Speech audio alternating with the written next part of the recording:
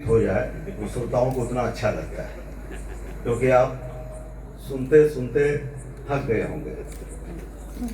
थोड़ा मैं भी थका, लेकिन जब आयोजकों का आदेश हो गया तो मुझे लगा कि 2-3 मिनट आपके बीच आ जाना चाहिए।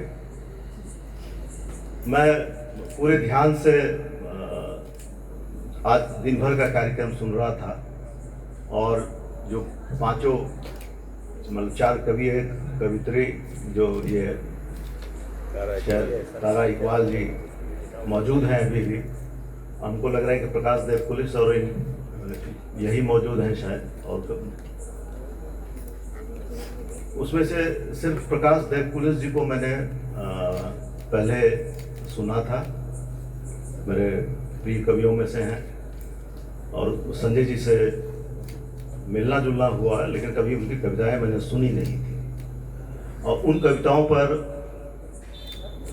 उपयुक्त टिप्पणी तुरंत सुनना ये बहुत ही सुखद एहसास हुआ, और मुझे लगता है कि कविता की दुनिया में बसने जैसा था कि उन कविताओं पर आप वो टिप्पणी सुन रहे हैं। और अभी बीच में मुझे लगा कि हम अब थक जाएंगे, ऊपर चले गए थे, लेकिन हंसराज की मैंने आवाज़ सुनी तो इसकी आवाज़ में इतनी खनक है, वो आवाज़ सुनकर फिर मैं ऊपर से नीचे आया कि इनको मिस नहीं करना चाहिए। और इन 2 युवाओं को बात करते हुए मुझे इतना अच्छा लगा, मुझे लगता है कि हमें नाउम्मीद नहीं होना चाहिए इस दुनिया में। जिस तरह जो दिमाग उनका था, जिस तरह से वो चिंता व्यक्त कर रहे थे, उस चिंता से जिस तरह से निपट रहे थे, जैसे वो मूल्य की बात कर रहे थे, चरित्र की बात कर रहे थे, तो मुझे लगता है कि इस पीढ़ी में परवाह है, और यह परवाह इस समाज को बचा लेगी, और यह समाज बचेगा इस बतरस से भी।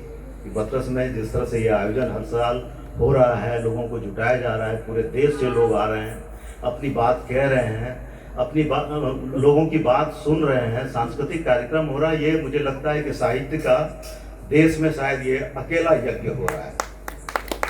बाजार का तो बहुत बड़ा धंधा हो रहा है, फेस्ट के नाम पर ये हो रहा है, वो हो रहा है, लेकिन सच्चे अर्थों में अगर कहें आप साहित्य का कोई संस्कृतिकरण, तो वो बतरस ये कर रहा है।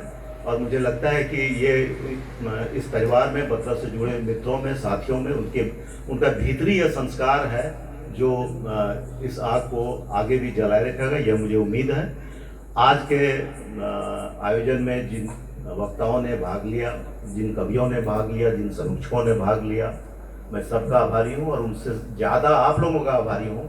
इतने ध्यान से आपने सबको सुना, मुझे भी धन्यवाद।